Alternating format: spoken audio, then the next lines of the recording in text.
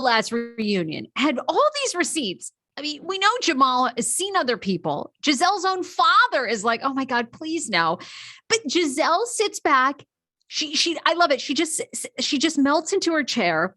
She's never sitting up straight. And she just like, so what? She's just like, okay, keep it coming. Like, next. I would be like, Giselle. We got 3 hours more. I love. She doesn't give a rip. What they say about her. She's like, I'll see you next season. I mean, and they like destroy her up and down. Here's the thing. I really think the two people that understand the assignment the most on Potomac are Giselle and Candy Gal.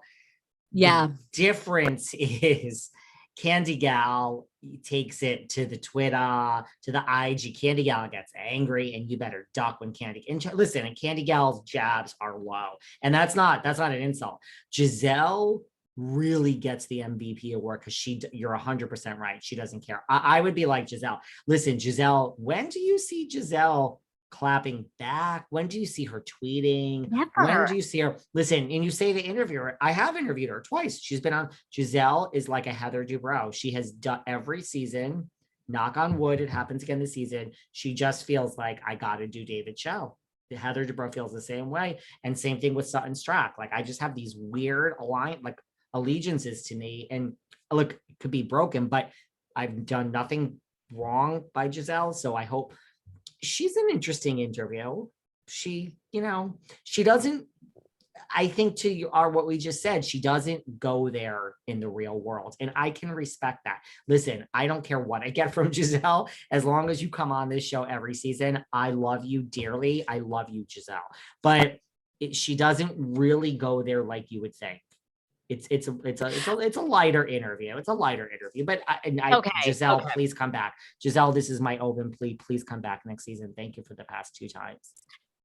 Giselle seems to me, because I've never interviewed her, like Darcy and Stacey from TLC. You guys know, like, I'm obsessed with the TLC shows, and Darcy and Stacey are twin sisters that had their own spinoff, and it's about their love life. And one of them was on 90 Day Fiance, blah blah blah.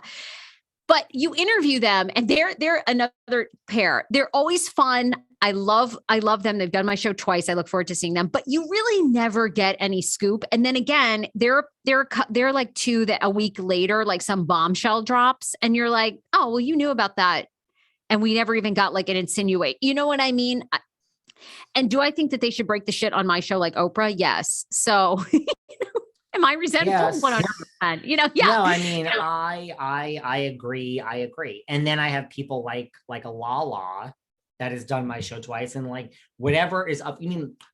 Whatever's of the moment, Lala is honest and talks. I mean, the problem is like, you just can't get this shit out fast enough. And there's only 5 episodes a week. And within like 3 days, Lala has then set up her own podcast. I still managed to get the thing about her boobies in the press, but like, Giselle is a good interview. And listen, I do think Chris Bassett means it. I think he is coming for Giselle. I think his reference to the show is like saying like, this is bigger than the show. And before you go and you start saying that I'm an inappropriate, male chauvinist, that I'm, doing things that make you feel uncomfortable, like Michael Darby grabbing someone's ass, you better be really careful, because we are not going to do this to my character. So I respect Chris, and I mean, Candy Girl ain't gonna play. You come after her man, she's gonna come for blood. And I just wonder, is it real? Is it based on something? And I'm not diminishing, it could be but Giselle knows what she's doing. She's smart. So Sarah, regardless, it's gonna be a great Potomac season. Buckle up. I know, I can't wait. I'm so excited. Now, keeping it in the same area, what is going on with, I was talk about someone on the show. I have someone coming up on the show who is very in with NeNe leaks. It's not NeNe. It's someone who knows. And we were talking, and we were just like, listen, she's going to repair things. And then same thing. And in this person's defense, this person did not know about this lawsuit, but the way we were talking, it was like, yep, NeNe, she's going to sit down with Andy. She understands that. has she burned all her bridges with Ryan Murphy? Is there like, can you come back from taking on a network? I always say here, you couldn't. And I have this discussion. It's going to come out on a future episode. And literally, like your point, just like we talked about Ashley, and 2 days late, within like 24 hours, that it was like, oh wow, David, I think our conversation of NeNe coming back from this is not, this did not age well 20 hours earlier, because NeNe is now officially suing Bravo. No, I haven't read this fine print, so you tell me, because you've dug deep into this. I just skimmed over it. I didn't even read the stuff.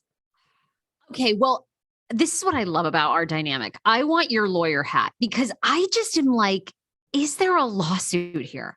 I mean, NeNe is suing Bravo Bravo, the network. She's also suing Andy Cohen, and she's personally. Yes. As far as I know, she is suing both of them. I want to like make sure, and it's not just like under that Andy's in that umbrella, but I really feel like, because I know Andy Cohen is specifically named, so it has to be.